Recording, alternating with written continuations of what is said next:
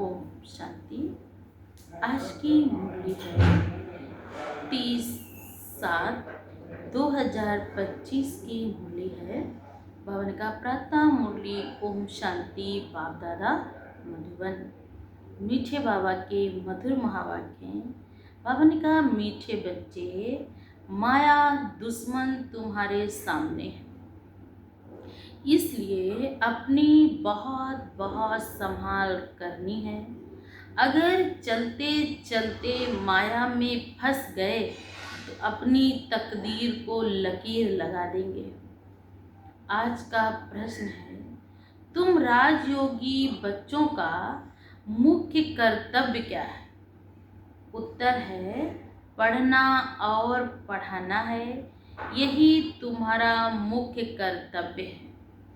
तुम हो ईश्वरी मत पर। तुम्हें कोई जंगल में नहीं जाना है। घर गृहस्थ में रहते शांति में बैठ बाप को याद करना है।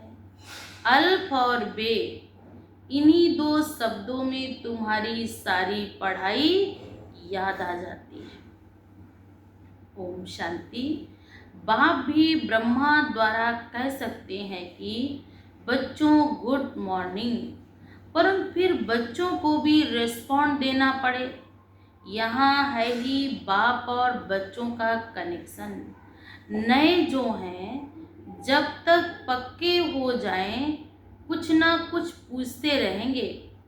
यहाँ तो पढ़ाई है। भगवान वाच भी लिखा है, भगवान है निराकार। ये बाबा अच्छी रीति पक्का कराते हैं किसको भी समझाने के लिए, क्योंकि उस तरफ है माया। भगवान का माया का जोर है। यहाँ तो वो बात नहीं है। बाप तो समझाते हैं। जिन्होंने कल्प पहले वर्षा लिया है वो आप ही आ जाएंगे। उन्हें ज़्यादा फोर्स नहीं करना पड़ेगा, उन्हें ज़्यादा समझाना नहीं पड़ेगा। वो एक बार ही समझेंगे और उनकी बुद्धि को टच हो जाएगा। ऐसे नहीं कि फलाना चलाना जाए, इनको पकड़ें, चला जाए तो चला जाए। जहाँ यहाँ तो जीते जी मरने की बात है ना। जब हम नहीं हैं, जब हम नहीं सदा यहाँ संसार में टिकने वाले हैं, तो जो जिसको भगवान ने निमित्त बनाया वही रहेगा। जिसको नहीं है, जिसका पार्ट नहीं, जितने समय का है वो आत्मा उतने समय तक ही मेरे साथ पार्ट बजाएगी। हम कितनी भी उसके साथ मेहनत कर लें, चाहे कितना भी उसको हम लाड़ दुलार दे दें, लेकिन उस आत्मा का जब तक पार्ट है तब तक वो मेरे साथ है। नहीं पार्ट है तो वो आत्मा चली जाएगी। यहाँ जीते जी मरने की बात है। बाबा ने कहा संसार में अपने और उनका पुराने स्वभाव संस्कारों से क्या करना है? जीते जी मरना है। बाप एडॉप्ट करते हैं, एडॉप्ट किया ही जाता कुछ वर्षा देने के लिए। बच्चे माँ बाप के पास आते ही हैं वर्षे की लालच पर। आज बच्चे भी माँ बाप की उनकी ही कदर करते हैं जिनके पास कुछ है। कुछ तो है भी तो भी नहीं मदद करते हैं। बाबा ने कहा लालच पे आते हैं तो उनकी मदद करते हैं। साहूकार का बच्चा कभी गरीब के पास एडॉप्ट होगा क्या? गरीब का बच्चा तो साहूकार के पास जाएगा। फिर अगर साहूकार का बच्चा अगर होता भी है, पहले तो एडॉप्ट नहीं होता, कुछ ऐसे ही कर्मों से हो भी जाता तो ये उसके ही कर्मों की कर्म कहानी है। धन इतना दौलत आदि सब छोड़ कैसे जाएंगे गरीब के पास? एडॉप्ट करते हैं साहूकार किसको? गरीब। अभी तुम जानते हो बाबा हमको स्वर्ग की बादशाही देते हैं। बाबा हमको क्या देने आए हैं? स्वर्ग की बादशाही। क्यों ना हम उनका बन जाएं? बाबा जो हमको स्वर्ग की बादशाही देने आए। हर एक बात में लालच तो रहती है ना। जितना बहुत पढ़ेंगे उतनी लालच होगी। तुम जानते हो बाप ने हमको एडॉप्ट किया है बेहद का वर्षा देने। बाप भी कहते तुम सबको हम फिर से 5000 वर्ष पहले मुआफिक एडॉप्ट करते। तुम कहाँ भी रहते, बाबा हम आपके हैं, 5,000 वर्ष पहले भी हम आपके बने थे। तुम प्रैक्टिकल में कितने ब्रह्मा कुमार कुमारियां हो, प्रजापिता भी नामी ग्रामी है। जब तक शूद्र से ब्राह्मण ना बने तब तक देवता कहला नहीं सकते। तुम बच्चों की बुद्धि में अब ये चक्र चलता रहता है। हम शूद्र थे, अभी ब्राह्मण बने हैं, फिर देवता बनना है। सतयुग में हम राज्य करेंगे। अभी हम पावन बनेंगे, तब हम सतयुग में पूज्य बनेंगे, फिर हम जाकर सतयुग में राज्य करेंगे। इस पुरानी दुनिया का विनाश जरूर होना है। पूरा निश्चय नहीं बैठता है तो चले जाते, आते तो हैं लेकिन फिर छोड़कर चले जाते हैं। कई कच्चे हैं जो गिर पड़ते हैं, ये भी ड्रामा में नून है। माया दुश्मन सामने खड़ी है, वह भी अपनी तरफ खींच लेती है।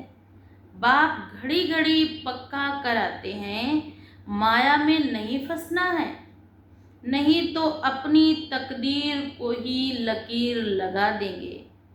बाप ही पूछ सकते हैं आगे कब मिले हो, तो बाप कहते और कोई से पूछने का अकल ही नहीं आएगा। बाप कहते मुझे भी फिर से गीता सुनाने आना पड़े, आकर रावण की जेल से छुड़ाना पड़े। बेहद का बाप बेहद की बात बैठ समझाते। अभी रावण का राज्य है, पतित राज्य है, जो आधा कल्प से शुरू हुआ है। रावण को 10 शीश दिखाते हैं ना, विष्णु को 4 भुजा दिखाते हैं। ऐसी कई मनुष्य होते नहीं। बाबा ने कहा 10 सर वाला कोई मनुष्य होगा भला? वो तो क्या था, रावण को बुराइयों का प्रतीक दे, काम क्रोध लोभ मोह अहंकार ईर्ष्या द्वेष छल दम हट, वो दशानन कहते थे। 10 ही सर क्यों, 10 पैर नहीं कहा गया, क्योंकि 10 बुराइयों का प्रतीक था। प्रवृत्ति मार्ग दिखाया जाता है। यह है एम ऑब्जेक्ट, हमारा उद्देश्य है कि नर से नारायण और नारी से लक्ष्मी, उनको प्रवृत्ति में दिखाया गया, उनको पति पत्नी के रूप में दिखाया गया, फिर भी उनको पूज्य दिखाया गया। तो बाबा ने कहा ये हमारा संन्यास मार्ग वाला ज्ञान नहीं है, प्रवृत्ति मार्ग वाला ज्ञान है कि घर गृहस्थ में रहते कैसे हम अपने आप को कमल फूल समान पावन बनाएं। विष्णुपुरी को कृष्णपुरी कहते हैं। श्री कृष्ण को तो 2 बाहें भी दिखाएंगे ना। मनुष्य तो कुछ भी समझते नहीं, बाप हर एक बात समझाते हैं। वह सब है भक्ति मार्ग। अभी तुमको ज्ञान है, तुम्हारी है एम ऑब्जेक्ट। हमारे क्या है, हम पढ़ाई तो पढ़ते हैं लेकिन हम उद्देश्य सहित पढ़ते हैं, उद्देश्य रहित नहीं पढ़ते हैं। हमारा एक उद्देश्य है हर पढ़ाई का कि इस पढ़ाई को पढ़ने से हम क्या बनेंगे, मनुष्य से देवता। है ही ना, नर से नारायण बनने की ये गीता पाठशाला है ही जीवन मुक्ति प्राप्त करने के लिए। ब्राह्मण तो जरूर चाहिए। ये है रुद्र ज्ञान यज्ञ। शिव को रुद्र भी कहते हैं। अब बाप पूछते हैं ज्ञान यज्ञ कृष्ण का है वह शिव का, तो शिव को परमात्मा ही कहते, शंकर को देवता कहते हैं। उन्होंने फिर शिव और शंकर को इकट्ठा कर दिया है। अब बाप कहते हमने इनमें प्रवेश किया। तुम कहते हो बाप दादा, वह कहते हैं शिव शंकर। ज्ञान सागर तो है ही एक। अभी तुम जानते हो हम सो ब्रह्मा, ब्रह्मा सो विष्णु, पावन का बनते हैं ज्ञान से। चित्र भी बरोबर बनाते हैं। विष्णु की नाभि से ब्रह्मा निकला और ब्रह्मा की नाभि से विष्णु निकला। इसका अर्थ कोई भी समझा नहीं सकते। मतलब भवन का इसका ब्रह्मा की नाभि से विष्णु और विष्णु की नाभि से ब्रह्मा। बाबा ने कहा जब 84 का चक्र लगाती है लक्ष्मी नारायण की आत्मा, विष्णु की आत्मा, तो वही लास्ट 84वें जन्म में ब्रह्मा बनती है। फिर उसी जन्म में जब परमात्मा का सत्य परिचय मिल जाता है तो वही आत्मा ज्ञान लेकर के पावन बन करके फिर वही आत्मा क्या बनती, विष्णु, जब विषय विकार बिल्कुल नहीं रहते फिर वही आत्मा बनती है नर से नारायण।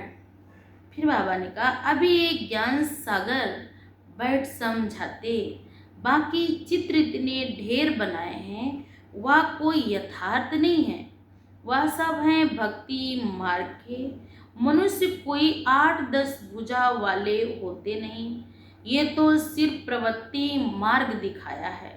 रावण का भी अर्थ बताया है, आधा कल्प है रावण राज्य और आधा कल्प है राम राज्य। सत्युग त्रेता राम राज्य और द्वापर कलयुग रावण राज्य। बाबा ने कहा आधा आधा है ना, बाप हर एक बात समझाते, तुम सब एक बाप के बच्चे हो। ब्रह्मा द्वारा विष्णुपुरी की स्थापना करते हैं, तुमको राजयोग सिखलाते हैं। जरूर संगम पर ही राजयोग सिखलाएंगे ना। द्वापर में गीता सुनाई, ये तो रंग हो गया। फिर द्वापर के बाद कलयुग नहीं आना चाहिए था। गीता में तो सत्य ज्ञान दिया गया कि मनुष्य ज्ञान लेता है तो सुधार करता है ना, तो उसके चिंतन बदलता है, जीवन बदलता है। तो बाबा ने कहा तो ये तो रंग हो गया, बाप सच बतलाते हैं। बहुतों को ब्रह्मा का, श्री कृष्ण का साक्षात्कार भी होता, उनको दर्शन भी मिलते हैं। ब्रह्मा का सफ़ेद पोष में देखते हैं, फरिश्ता रूप में कोई आया है, ये बैठा है या कुछ कर रहे हैं। शिव बाबा तो है ही बिंदी, बिंदी का साक्षात्कार तो कुछ समझ ना सकें। तुम कहते हो हम आत्मा हैं, अब आत्मा को किसने देखा, कोई ने नहीं, वह तो बिंदी है, समझ सकते हैं ना। जो जिस भावना से जिसकी पूजा करते उसकी उसी भावना जो रहती है तो उसी भावना अनुसार उसी का ही साक्षात्कार हो जाता है। अगर दूसरे रूप में देखेंगे तो मूझ पड़ेंगे कि मैंने तो माँ दुर्गा के रूप में भक्ति की थी, माँ दुर्गा की साधना की थी और मुझे तो श्री कृष्ण देख रहे हैं, तो क्या हो जाएंगे, मूझ जाएंगे। हनुमान जी की पूजा करेंगे तो उन्हें हनुमान जी के दर्शन चाहिए, गणेश जी के नहीं चाहिए, उनको उन्हीं में श्रद्धा है। गणेश जी के पुजारी को गणेश जी के दर्शन चाहिए। बाप कहते हमने तुमको इतना धनवान बनाया है, हीरे जवाहरों के महल थे, तुमको अनगिनत धन था, तुमने अभी वह सब कहाँ गंवाया। अभी तुम कंगाल बन गए हो, भीख मांग रहे हो। आज आत्मा क्या करे, दर दर भटक रही, मंदिरों में कहाँ ना कहाँ जाती है, मस्जिदों में जहाँ कह दिया किसी ने जाते हैं क्या, भगवान सुख दे दो, भगवान शांति दे दो, भगवान प्रेम दे दो। तो बाबा ने कहा भिखारियों की तरह दर दर भटक रहे, जबकि मैं तुम्हारा बाप, ज्ञान का सागर, प्रेम का सागर, सुख का सागर हूँ। मुझे याद नहीं करते लेकिन दर दर क्या करे, भिखारियों की तरह भी मांग रहे हैं। बाप तो कहते हैं ना अभी तुम मुझे समझते हो, बाप आए हैं, हम फिर से विश्व के मालिक बनते हैं। ये भी ड्रामा अनादि बना हुआ है, हर एक ड्रामा में अपना पार्ट बजा रहे हैं, कोई एक शरीर छोड़ जाकर दूसरा लेते हैं, इसमें रोने की क्या बात है। बाबा ने कहा हर आत्मा एक दिन चोला तो छोड़ेगी, किसी ने पहले छोड़ा तो किसी को बाद में छोड़ना। सतयुग में कभी रोते नहीं, वहाँ पे मृत्यु पर उत्सव मनाया जाता है क्योंकि वो पूरी आयु जी कर जाते हैं। कलयुग में क्या है, कोई उम्र का कोई भरोसा नहीं, बच्चे बूढ़े जवान सबकी एक अवस्था है, कभी भी कोई भी जा सकता है। तुम हो मोह जीत की कहानी सुने हो ना, मोह जीत राजा की, लक्ष्मी नारायण आदि हैं, वो मोह होता नहीं, उनको तो पता है 150 वर्ष के बाद इस आत्मा को अपने शरीर रूपी वस्त्र को छोड़कर वापस जाना है। फिर बाबा ने कहा बाप अनेक प्रकार की बातें समझाते रहते हैं, बाप है निराकार, मनुष्य तो उसे नाम रूप से न्यारा कह देते, लेकिन नाम रूप से न्यारी कोई चीज़ थोड़ी ही होती है। हे भगवान, ओ गॉड फादर कहते हैं ना, तो नाम रूप है ना। लिंग को शिव परमात्मा शिव बाबा भी कहते हैं। बाबा तो है ना, बरोबर बाबा के जरूर बच्चे भी होंगे। निराकार को निराकार आत्मा ही बाबा कहती। मंदिर में जाकर तो उनको कहेंगे शिव बाबा, फिर घर में आकर बाप को कहते बाबा। अर्थ तो समझते नहीं। हम उनकी ओर शिव बाबा क्यों कहते हैं? बाप बड़े थे, बड़ी पढ़ाई 2 अक्षर में पढ़ाते हैं, अल्फ और बे। अल्फ को याद करो तो बे बादशाही तुम्हारी है। ये बड़ा भारी इम्तहान है। मनुष्य बड़ा इम्तहान पास करते हैं तो पहले वाली पढ़ाई को याद थोड़ी रहती है। पढ़ते पढ़ते आखिरी तंत मनसार बुद्धि में आ जाता है। ये भी ऐसे हैं तुम पढ़ते आए हो। अंत में फिर बाप कहते मन मना भो, तो देह का अभिमान टूट जाएगा ना। ये मन मनाभो की आदत पड़ी हुई है। पिछाड़ी में भी बाप और बरसा याद आएगा। मुख्य है ही याद। जितना जितना बाप को याद करेंगे उतने ही आत्मा के विकर्म विनाश होंगे। कितना सहज है। उस पढ़ाई में भी अभी तो पता ही नहीं क्या क्या पढ़ते हैं। जैसे राजा वैसा वह अपनी रस्म चलाते। आगे मण शेर पाव आदि का हिसाब था ना। पहले सिक्के कहाँ चलते थे, पैसे कहाँ चलते थे, शेर पाव यही चलते थे। अभी तो किलो आदि का क्या निकल पड़ा है। कितने अलग अलग प्रांत हो गए हैं। दिल्ली में जो 1 ही रुपए का शेर बॉम्बे में मिलेगी 2 रुपए का शेर। महंगाई पर भी है। यहाँ का महंगा अलग है, बॉम्बे की महंगाई अलग है, क्योंकि प्रांत अलग अलग है ना। हर एक समझते हम अपने प्रांत को भूखा थोड़े ही मरने देंगे। कितने झगड़े आदि करते, कितना रोला है। भारत कितना साल्वेंट था। 84 का चक्र लगाते लगाते भारत कितना इंसॉल्वेंट बन पड़ा। कहा जाता हीरे जैसा जन्म अनमोल है, कौड़ी के बदले काहे खोए। बाप कहते तुम कौड़ियों के पिछाड़ी क्यों मरते हो। अब तो बाबा ने कहा बाप से बरसा लो, पावन बनो। बुलाते भी हो, हे पतित पावन आओ, आकर हमको भी पावन बनाओ।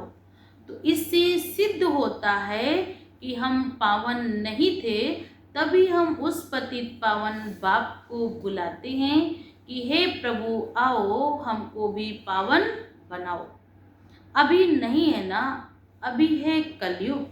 बाप कहते पावन दुनिया बनाऊंगा तो पतित दुनिया का जरूर विनाश होगा ना। किसी नई चीज को बनाना होता है तो पुरानी चीज को खत्म करना होता है ना। तो ऐसे ही जैसे उसको नई दुनिया पावन दुनिया बनानी है तो पुरानी दुनिया को क्या करना होगा, खत्म करना होगा। ये महाभारत लड़ाई है जो इस रुद्र ज्ञान यज्ञ से प्रज्वलित हुई है। इसे देखा जाता है, इतनी बड़ी राजाई मिलती है तो बहुत खुशी होने लगी ना। फिर विनाश का साक्षात्कार भी होगा कि लास्ट के समय जब विनाश होगा उस समय सब कुछ क्लियर किया जाएगा। अब आपको ये पार्ट आपने प्ले किया, उसके बदले में ये आपको क्या मिल रहा, हर एक पार्टधारी को क्या मिलता है, इनाम मिलता है। तो ऐसे ही हमने जो जैसा रोल अभी किया है ईश्वर के साथ, तो उसका भी इनाम के तोहफा क्या मिलेगा ये उसी समय क्लियर होगा। तो बाबा ने कहा मन मनाभो मध्या जीभो। ये गीता के अक्षर हैं कि जब हम मन से प्रभु को याद करेंगे तो परमात्मा मुझे मध्या जीभो अर्थात दैवी राजधानी में भेज देंगे। कोई कोई अक्षर गीता के समझ में आ जाते, ठीक भी है। बाप कहते तुमको ज्ञान सुनाता हूँ, फिर ये ज्ञान भी प्रायः लोप हो जाएगा। कोई को भी पता नहीं है। लक्ष्मी नारायण का राज्य था, अब वह कहाँ गया। आदि सनातन देवी देवता धर्म था, फिर वो भी क्या हो गया, लोप हो गया। उस समय जनसंख्या कितनी थोड़ी होगी, अभी तो कितनी है, कितनी चेंज आई है। जरूर विनाश भी होना है। बाबा ने कहा जरूर क्या होगा, परिवर्तन सृष्टि का नियम है। अभी को गर्मी है तो सदा गर्मी नहीं रहेगी, एक समय के बाद क्या करेंगे हम, आप स्वतः ही गर्मी कहना भूल जाएंगे, छोड़ देंगे। तो बाबा ने कहा परिवर्तन स्वतः होता है। महाभारत लड़ाई भी है, जरूर भगवान भी होगा, शिव जयंती मनाते हैं। तो शिव बाबा ने आकर क्या किया वह भी तुम जानते हो। अब बाप समझाते हैं, गीता से श्री कृष्ण की आत्मा को राजाई मिली। जब पढ़ाई पढ़ेंगे तभी रजाई मिलेगी। माता पिता कहेंगे गीता को, जिससे तुम फिर देवता बनते हो। गीता के ज्ञान से राजयोग सीख श्री कृष्ण ये बना क्या, राजयोगी। उनको क्या जोड़ते हैं, राजयोगी जोड़ते हैं। उन्होंने भी शिव बाबा के बदले श्री कृष्ण का नाम डाल दिया। तो बाप समझाते, ये तो अपने अंदर पक्का निश्चय कर लो, कोई उल्टी सुल्टी बात कहकर तुमको गिरा ना दे। बहुत बातें पूछते हैं, विकार बगैर सृष्टि कैसे चलेगी। दुनिया के लोग सोचते हैं ये कैसे होगा। अरे तुम खुद कहते हो वो वाइसलेस दुनिया थी, ये विशेष दुनिया, वो पावन दुनिया थी। और ये कैसी दुनिया है, पतित दुनिया है। वहाँ की सृष्टि ये भगवान का काम है, हमारा काम है हमें पुरुषार्थ करना।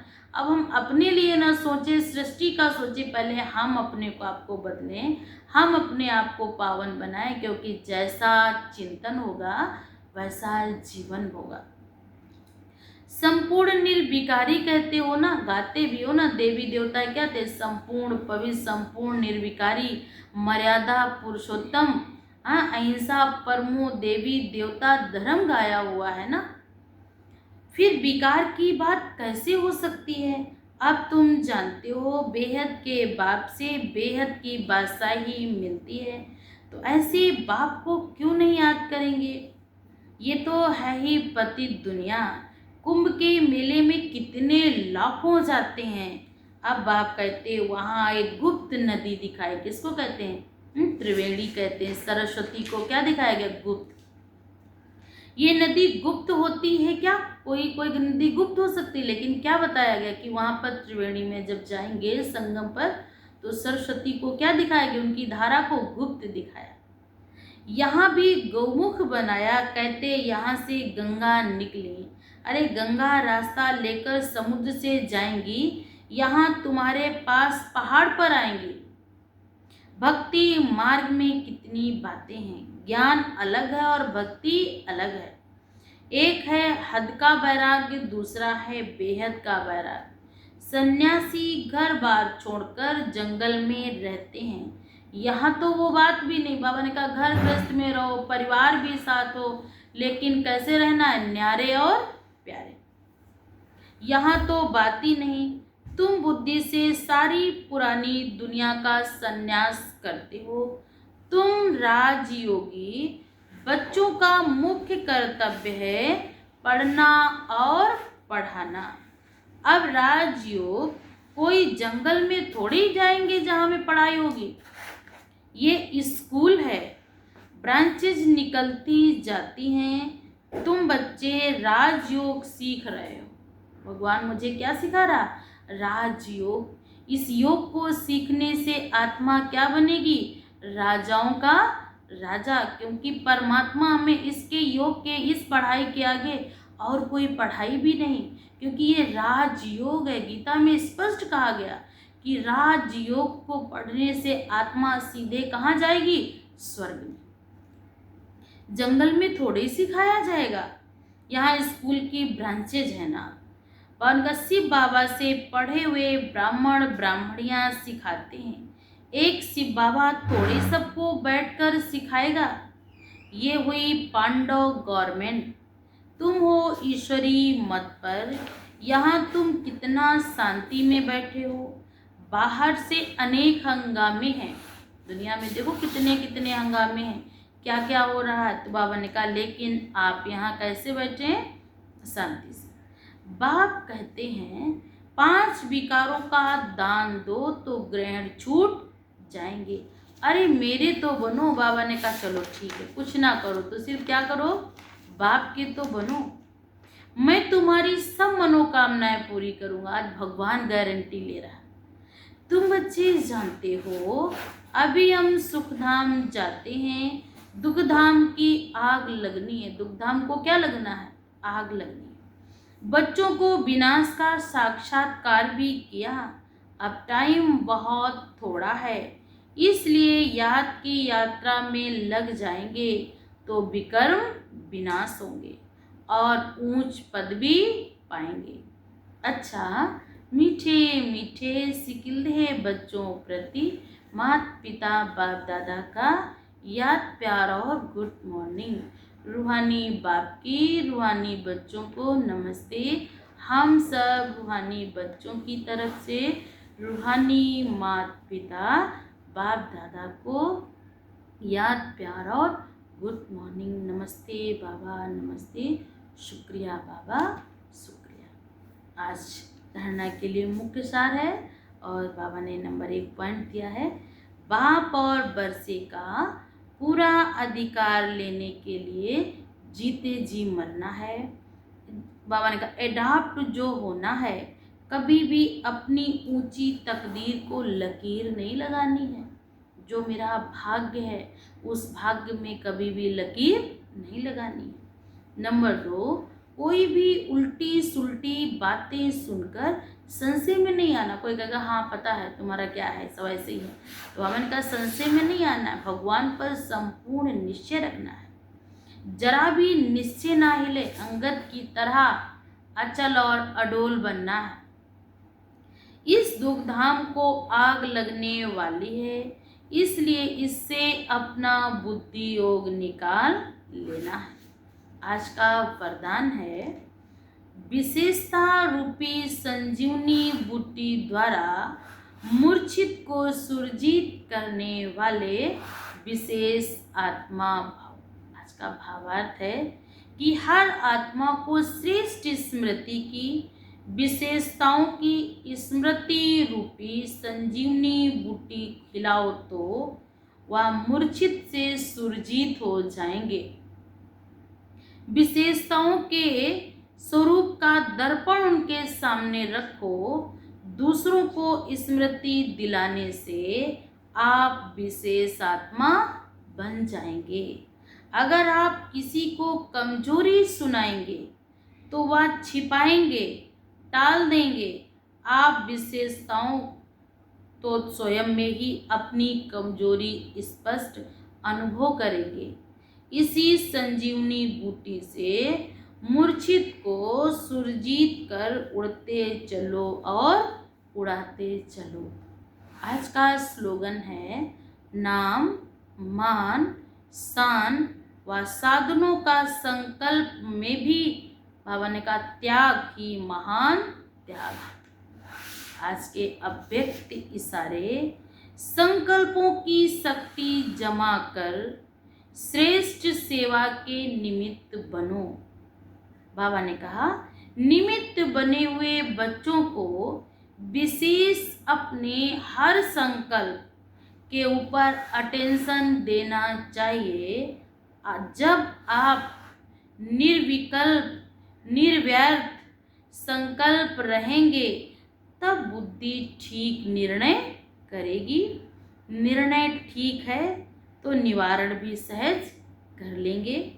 निवारण करने के बजाय अगर आप ही कारण कहेंगे तो आपके पीछे वाले तो हर बात में कारण ही बताते रहेंगे। तो इसलिए मुझे किसी भी कार्य को करने में कारण नहीं बनाना है, निवारण स्वरूप बनना है, समस्या स्वरूप नहीं बनना है, समाधान स्वरूप बनना है।